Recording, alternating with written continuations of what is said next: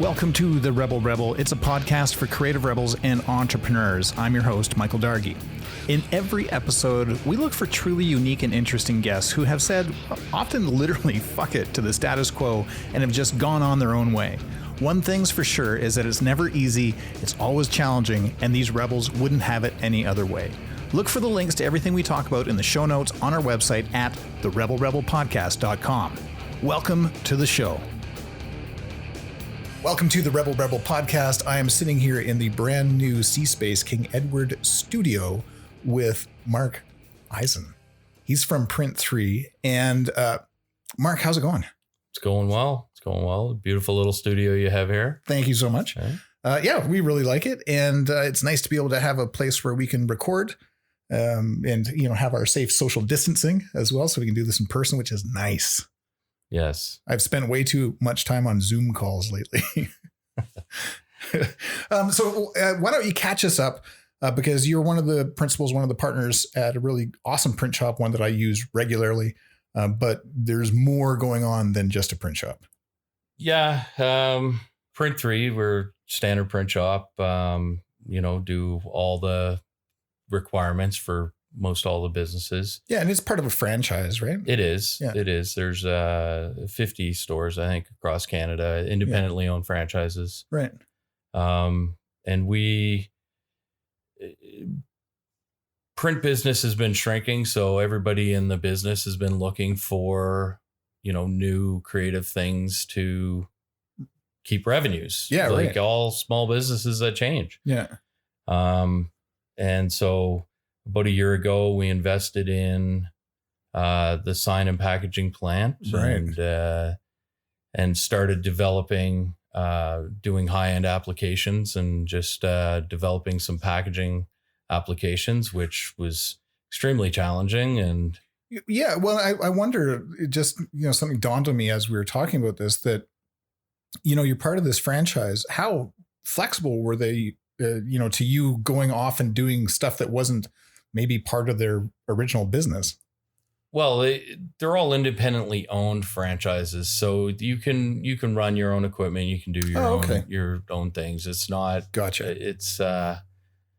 It's very good. They provide a lot of good tools, digital storefronts and stuff. Right. So that's what you get from the franchise. Gotcha. But no, and of course, from their point of view, very excited. They've helped us out a whole lot. Yeah. In the development of this packaging stuff that we're doing. In fact, right now we are launching 2 stores across the country, displays and the whole thing, right. and a web storefront tool where across the country they can order this type of packaging from us, this Amazing. Small business packaging. Yeah. And I guess to sort of back up a step, it was probably about 2 years ago, maybe 2.5 years ago, when I came to you, because I use you guys exclusively for all my print stuff. And I'm not shilling for Print 3. I'm not. That's not what this show is about. But the reason why you're here, besides the fact that you're an awesome dude, is you think way differently than anybody I've worked with in this industry. So I came to you with this box. So I had to do a box for a client. And it was extraordinarily expensive because you had to buy out so many of them in order, for it to, hit their cost per unit kind of thing. So I came to you and just like, is this something that you guys can do short run of? And you couldn't at the time. But and just one of the many reasons why I love you so much is you went off and decided, you'd heard enough of this over the time. This wasn't the first time that somebody's approached you with this, and darn it, you're going to figure this out and make it so that, people, small businesses can get these short run packages that are freaking awesome. Like I'm looking at my studio table here is covered in this stuff. We're going to talk about it, but it is dope. Like it is so cool. Yeah. And, it also started with around the same period of time or a little bit earlier. I was developing a little game box for myself, right, and I went online and tried to order a box. I had a budget of like $500 for one prototype. Yeah. And then I also had a budget of like $5 to $10 a box. Yeah. For what I wanted, because I wanted built-in tray card and the whole bit. Yeah. well, that box isn't here today, but it is sitting on my desk because that got built. Nice. But yeah, to go back, it's kind of basically, here's the problem and what can we do to figure out the solution to it? And is it even possible? So and maybe this is too big of a question. Maybe it's not. I don't know. What is it that made you that way? Like that you're just like insanity, this problem solver where you're like, this doesn't exist. How can I make it exist? How does that happen? Well, I mean, the technology and the tools and it's really working with other creative people like yourself that here's a problem. How can we figure out the solution? Yeah. And it's figuring that solution out. But when it came to packaging, even 5 years ago, there was a big trend. A lot of small businesses were trying to find packaging. Yeah. And again, this is where a lot of those questions came from. And, even as up until even with the weed going legal and people looking for packaging for this stuff instead of just shrink wrap stuff. Yeah. And so baggies. Yeah, exactly. Right. It's not better than a baggie. It's not in-store friendly stuff. So, but the problem is like you said, it's, you would have to order such an obscene quantity, to make it cost effective to do dyes and produce a product. Now, Print 3 and even prior to Print 3 in my past life, I've been digital for 30 years. Oh, wow. And so, well, actually maybe 35, but not all digital in the beginning, I guess. There was still analog stuff, but, just the creativity is really just a spin-off of, like I said, just having the request and not giving up on saying, I mean, eventually I had to say no to your project, but I did try to come up with a couple of solutions. It just, at the end of the day, it wasn't the right fit for the right timing. Yeah. Or for the product and stuff like that. And I'm looking at this tabletop, and I like, if you look at the packaging that you created for Shiloh, so she does Shiloh Victoria custom fragrances, and you've got this tester box, which I think there's a video on your Instagram. Yeah, actually, Shiloh shot that video herself of putting the box together in, I don't know, speed time, whatever you call that time. Speed time. Lapse time, whatever, putting the box together. Yeah. But yeah, no, this was a very fun little project to work on. Yeah. We worked on that for well over a year. Wow. With different, in the beginning, before we got to this point that you see on the table, a couple of these items that you do see were produced at the large format plant. Right. What I found with the large format stuff was it was very difficult to work with and very expensive. And I couldn't get the cost down enough to where I wanted to be to be something helping the small businesses. It needed to be in a couple dollar range. Right. Yeah. Right? It couldn't be $5, $6, $10 a piece. You're selling a $10 item. Right? Yeah. You can't jack up the price. You're going to lose your market. Right. Yeah. So, certainly certain parts of it worked and the big corrugateds and stuff that we can do as well. Like there's a whole connection to it, but ultimately I wanted to get it down to digital. The 1319 sheets off of the digital machines, and then die cut and crease and fold and glue and the whole bit. So, and just because I've seen it and I've seen it in action, that you're talking about the one at your shop downtown, right? On Fifth Ave. That's right. This thing is so freaking cool. Like I can't even wrap my head around the fact that this technology exists now. So it basically you've got digital die cut. Right. So it's not like you got to go out and create a die like back in the old days when I had to drop like $500 on a die and, make sure that it's perfect for this thing. You can experiment with different dies, right? That's right. And so literally print, die, fold, done. Yeah. Right, and we're testing it out. And that's cool. right now we've kind of built the minimum order, if you will, and the minimum order is really one. Yeah, sure. Right. But, kind of just for packaging to just as a discussion, kind of 50, 100 items for small businesses to be able to do that. Cause it's the cash flow outlay of, Shiloh, for example, she told me herself that, she would have to order 1,000 boxes at a time and just to get, one. And then, what if your information changes or whatever, at a small company level, when you really only need 50 cost effectively, instead of laying out $2,000, you lay out $200. Yeah, exactly. And I mean, we did some golf ball boxes for a promo for you guys. Yeah. Playing cards, like the cards and the box custom, like it's so freaking cool. I like it. And it just blows me away the stuff that you can build short run. And so cost effectively. And again, not plugging for Print 3, but this is just it. I love this stuff so much. How many other places can you get this done in Canada? Like, what's your competition like? I don't know that there is any right now. Yeah. And I'm looking forward to some, because I think if more people are doing it, then more people are looking for it. Yeah. One of the hard parts has been actually trying to let small businesses know that we do that. Right. But and again, I'm not even trying to just plug ourselves either, but because we've created this thing, but that has been a bit of a challenge, is just to say, hey, you can get this now in a cost-effective manner. But again, this was kind of fun for me. This is.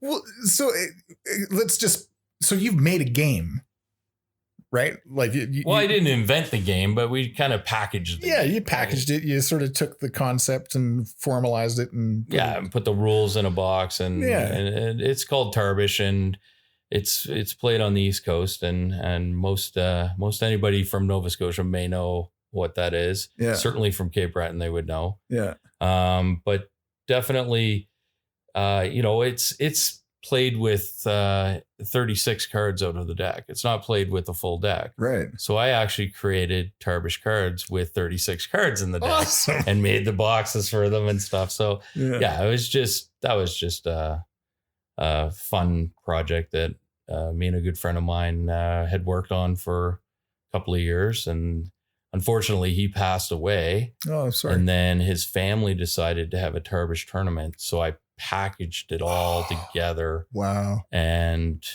we put it down, and we had taken 6 of them down for prizes for the thing. Oh, that's awesome. So 6 of these game boxes that were pretty cool. They were really sharp.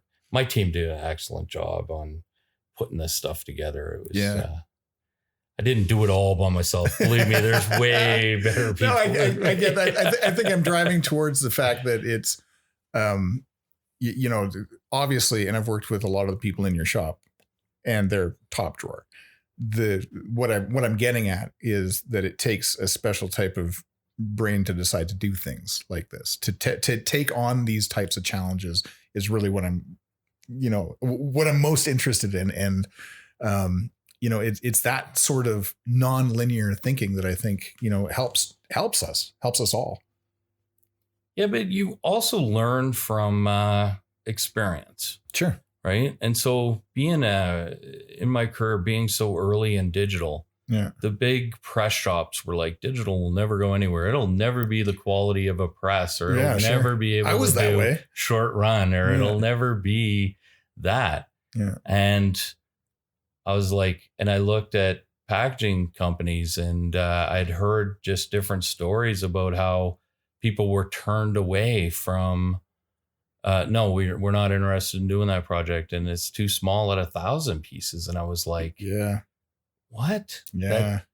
There's got to be a way to figure out how to create this stuff. Yeah. And how to do this. And so we just started working, and tools and technology have been a big player in it. Yeah, for sure. That's outstanding. So what's sort of the next big hairy goal for you with this stuff? Like, I mean, obviously getting the word out, which is awesome, but what's the next challenge? I think it's just now growing it back into the large format. Oh, okay. Right. A couple of the challenges that we had at the CNC level,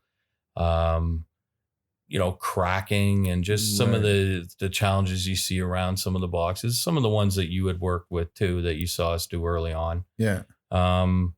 You can see that we've resolved some of that with products and stuff. But when you get into the bigger stuff, one of the packaging things that I've learned are channel dies.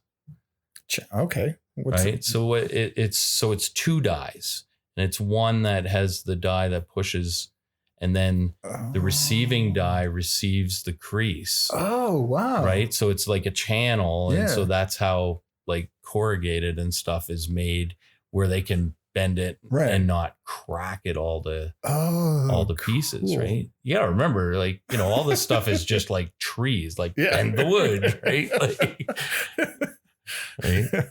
Wow. That is sweet. So when you go back to the large format stuff, like how large format are we talking? Like what can I get away with? Well, most of the product that is available in like 4x8. Yeah. Sheets, sure. 4 foot by 8 foot sheets. So whatever you can. But a box, oddly enough, if you break open a box and flatten it down to its flat, it takes up about 4 times the area. Right. Yeah. The surface area of what you're trying to produce. So you can get, 4x8 probably makes 2 standard shipping cartons, or okay, standard size shipping cartons. I could like bring you a photograph of myself or Drop Bear and Panda standing side by side, and you could do like a cutout of us. Yeah. That's awesome. What are sort of the next steps with your business? Is it, I know you said sort of dialing back into the large format stuff. Is there anything else that's on the horizon that's really interesting you, and you're like, oh, I need that, just not yet? Can you tip your hat a little, or are you going to keep it close to the chest?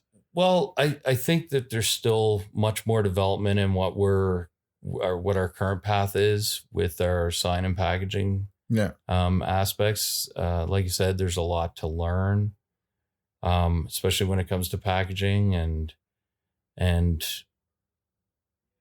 just, well, I don't know. It's kind of difficult times right now. We just are in the tail end of maybe the apocalypse of that's true. Yeah, we don't know stuff. Yeah. So, I know there's going to be a lot of us taking a long time to try to recover. Yeah.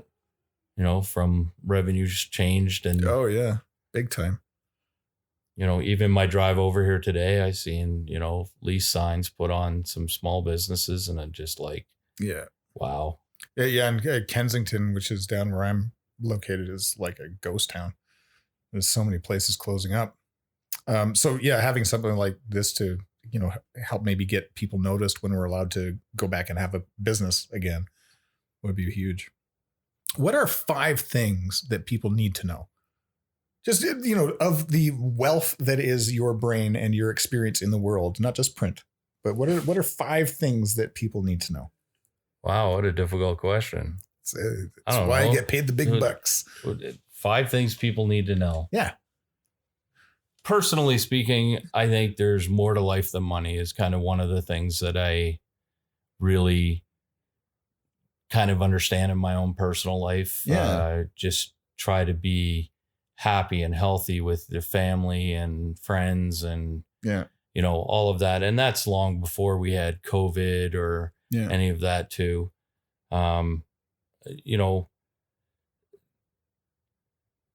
There's so much greed around that you can see that I just find is unnecessary. I think, I have personal political opinions and stuff. You can share those too. I just believe that we can do it all. I think we can take care of people.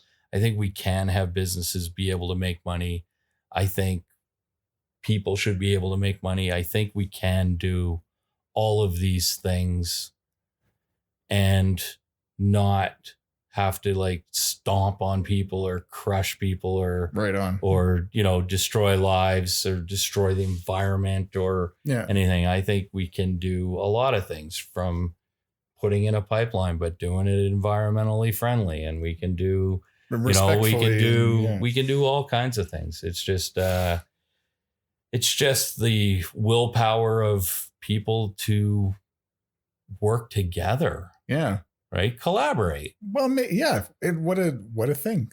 Right. Just collaborate. Who knew? How can we make it good for everybody? Right. What do we need to do? And I just wish we had a little bit more of that. That's awesome. Probably in North America and the world. I think some countries do it a little bit better. I want to say the Prime Minister of New Zealand just came out saying that very same thing, that's her economic policy, is that economic growth doesn't have to, you don't have to drive economic growth at the expense of everything else in the world, which is fascinating. Yeah, I thought that was fascinating too, that she shut down all the tourism. Yeah. Right. And so, but that, I mean, so the people of New Zealand can tour their own, right? The money will still be spent internally, possibly, because they would go abroad visiting other places. Yeah. So yes, you can still have your vacation and vacation at home. Yeah. But you know, so many people are just like, well, we need all the tourism dollars, or we need all this. Yeah. Yes, we do. I agree. We do. But where else can we creatively create those? Sure. Yeah. Right. What else can we do? You know, what a great thing to ask the world. What else can we do? Right. Yeah. What else you got? That was one. That was a good one. That was only one. That was one. That was a great one. That was definitely one. I don't know. That was kind of a lot of things. Be kind to people, you know. Yeah, that's true. Sure. I give you two. Give me two. That's funny. 5 is an arbitrary number.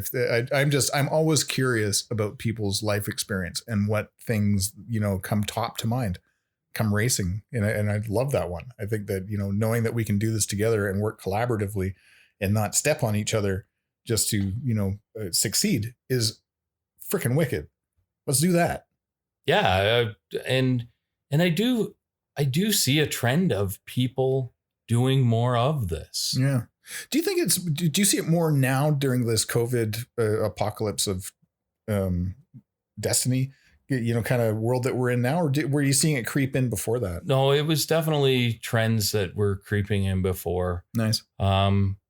I think it's some, you know, some of the younger generation does get a lot of discussion among older people like myself, I guess sometimes. But they're actually bringing some really good things to the table. Yeah. I think, you know, and just some businesses, you know, that seem to be taking over the world, like a Google, but they do have good human practices with their staff and with their, you know, their collaborations and stuff. That make them successful. Right. Yeah. I think, you know, I guess I shouldn't plug Google. I don't know. Well, right? You know, they had a great thing where they were just like, not evil. That was their, you know, tagline at one point was something along those lines of, we're not evil, which, you know, you could say that if you have to say you're not evil, maybe you are evil. But I always liked that about them, that they were like addressed the fact that, you know, they're seekers of knowledge and sharers of knowledge. Yeah. And, you know, I guess if you look back, you know, maybe open platforms and, you know, just collaborative information and stuff, you know, maybe it's time we started revamping some of our patent systems and stuff too. Right. Like maybe it's just, you know, maybe patents don't need to be on certain thing. I don't know. Like seeds. No, but I mean, well, yeah, I mean, I guess, but at the same time, if somebody's doing research and development, there should be compensation for that as well. That goes back to businesses still being able to make money. Yeah. And have their staff and have their success as well. Yeah. But, do I draw the line sometimes when corporations, sue people because they posted a image they painted on their kid's wall for,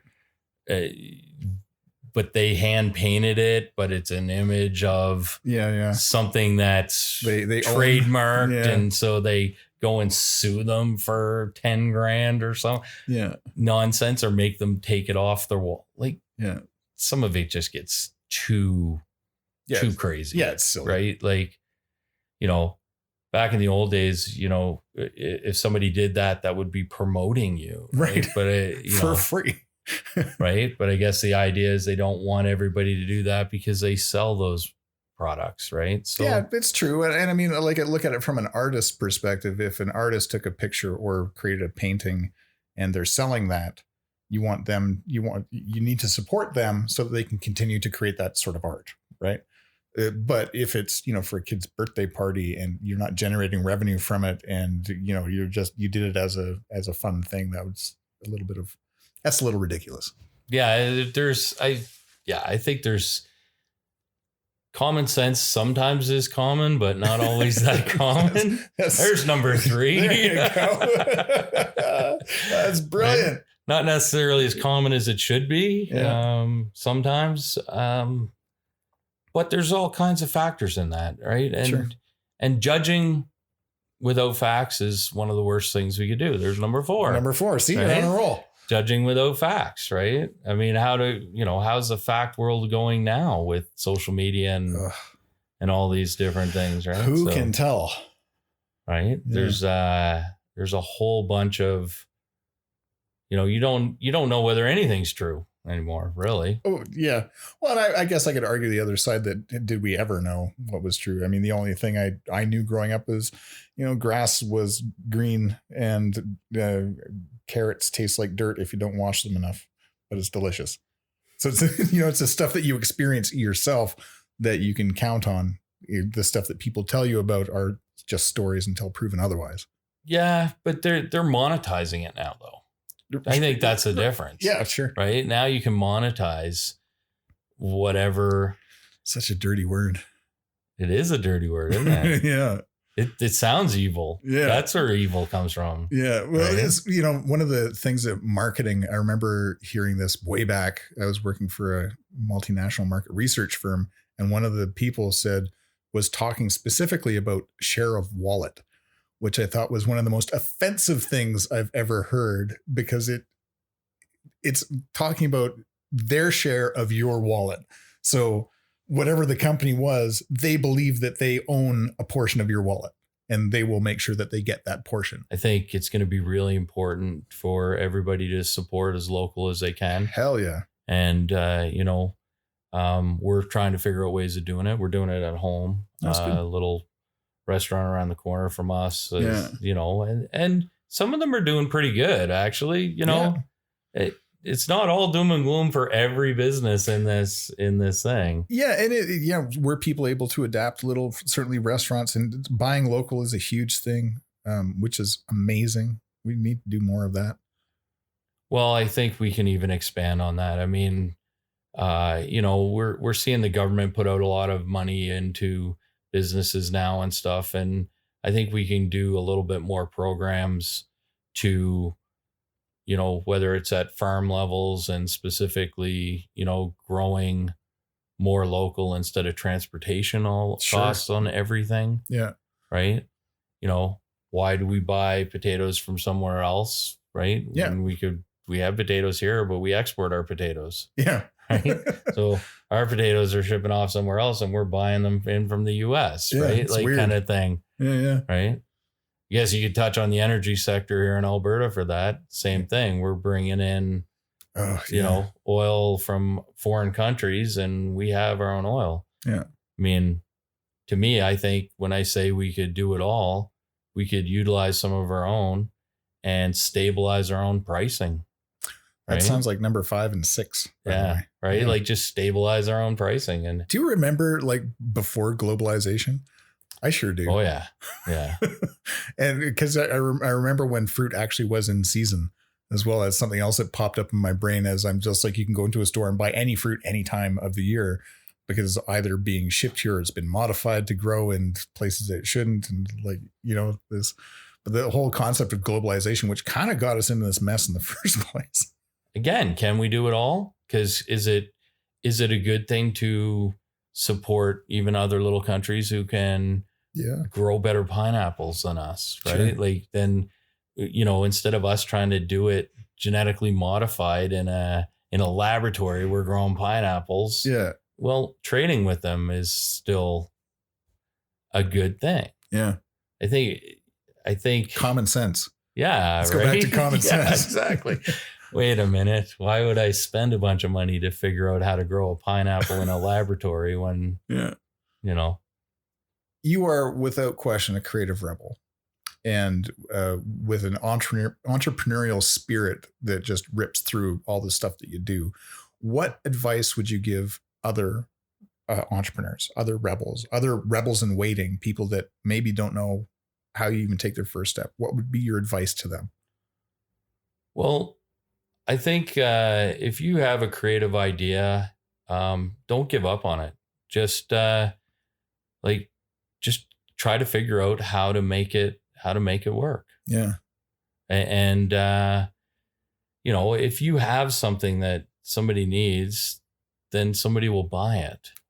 Right. Like and maybe they don't need it and you're really good at marketing, right? You can get it to them anyway. Yeah, right on. But no, it's just, I never really give it much thought. I just mostly just jump in and dive in and like, okay, here's a problem. How can I figure out how to fix this? Right on. Right. That's my way, but of course my way is not always. Yeah, but your way has gotten you to where you are right now with this stuff, right? Like it's valuable. Well, we're definitely having fun, and number 7. Oh, okay, number 7. We just keep going on and on and on. That's all good. Definitely, we've had a lot.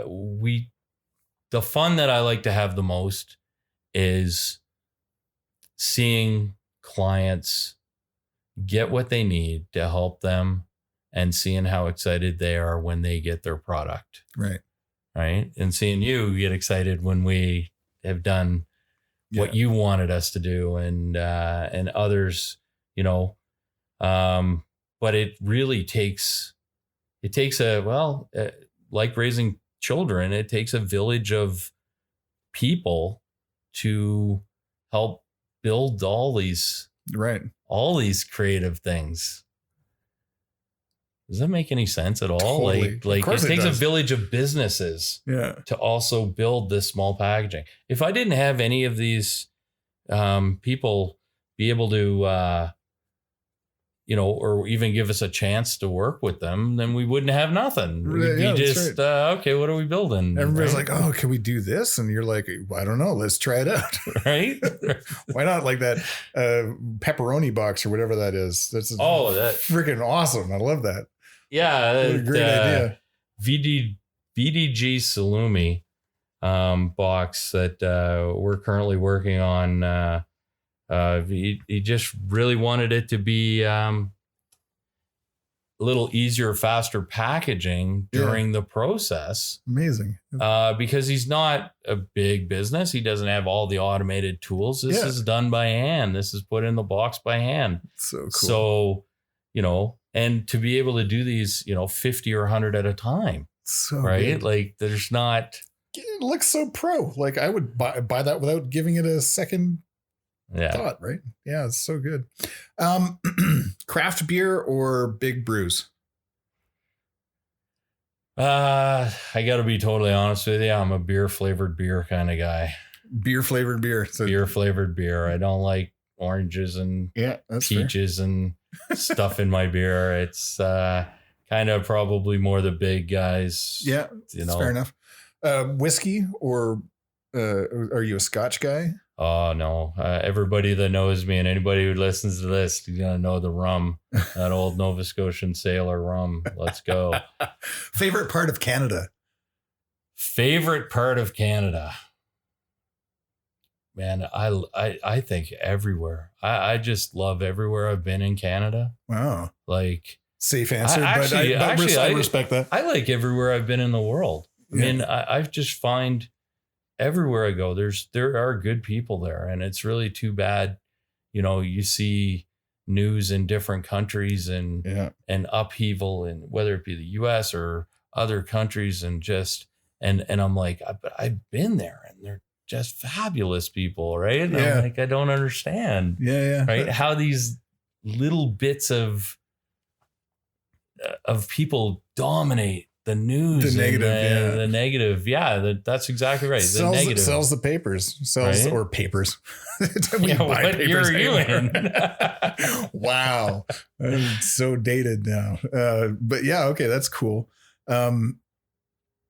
Okay, well, that's great. What's the most interesting place in the world you've been? Interesting place. Yeah. Well, I haven't been all over the world yet. I'm waiting to retire to do a little more travel and. Well, maybe. Who knows now? Well, it's true. Right? Yeah, wherever you can walk to, basically. Where you can go,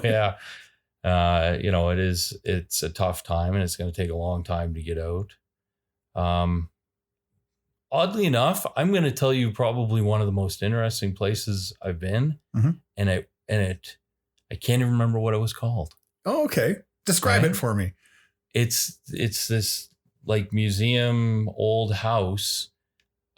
Just outside of Hamilton, or right in Hamilton, Ontario, where the War of 1812 kind of was going on, and they had like dirt cellars and like armories and just history. I'm kind of a history buff, so I enjoy going everywhere else. And I've been to England and Ireland, and saw some castles and some stuff and some and that's all interesting to me. But it really put it in perspective when I was like, the War of 1812, and like, and you're looking and you're like, there's the U.S. and here we are, and this is where this went on. Jeez. Right? And I'm like, okay, this is history you can touch. Yeah. Also really love Victoria. Oh yeah, it's gorgeous. And Halifax too. They're almost identical. I mean, I'm from Halifax, grew up there and know my way around. But going to Victoria is just, the weather's so much better. Oh yeah, and the water's so much warmer. Yeah. Fewer sharks too. That's awesome. And icebergs. Not nearly as many icebergs in Victoria. But I really love Calgary too. That's when I came out, when I very first came here, I was like, it's so clean, and it's just a nice place. And one of my first places I went to was Kensington. I was like, oh, this is great. That's right. It's like, it's old-ish in compare, like Halifax has got some old stuff going on. Yeah. So that was very familiar for me, right? Yeah, like, really it's cool. Like the waterfront, right? Do you like to read, or are you a Netflix guy? Well, I don't really like TV too much. Oh, okay. I think puzzles are my. Oh, fun! I didn't know that. I just do puzzles. I'll do them digitally on my tablet now, but puzzles is really. Oh, that's cool. And different type of puzzles, whether it be, actual puzzles, or of images, or math or science questions or whatever. Just kind of makes so much sense given the fact that you solve puzzles for your business. Oh, it all comes together now. It's like all makes sense. That's awesome. This has been an absolute treat, Mark. Thanks so much for coming. Well, thanks for having me, and definitely, let me know if you need anything figured out or sorted out, or we'll do some puzzles. We'll figure out some puzzles and get something made. Right on. You can find out more about every one of our guests in the show notes at therebelrebelpodcast.com. And don't forget to subscribe to The Rebel Rebel wherever you get your favorite podcasts. I'm your host, Michael Dargy. Thank you so much for listening.